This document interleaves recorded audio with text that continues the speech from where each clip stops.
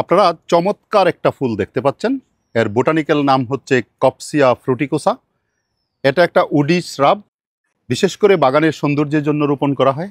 এছাড়া এটা অত্যন্ত গুরুত্বপূর্ণ একটি ঔষধি উদ্ভিদ। এর মধ্যে বেশ কিছু অ্যালকালয়েড রয়েছে, কপসাইন, ফ্রুটিকোসাইন, অ্যাসপিডোফ্রাক্টিনাইন, যা খুবই গুরুত্বপূর্ণ।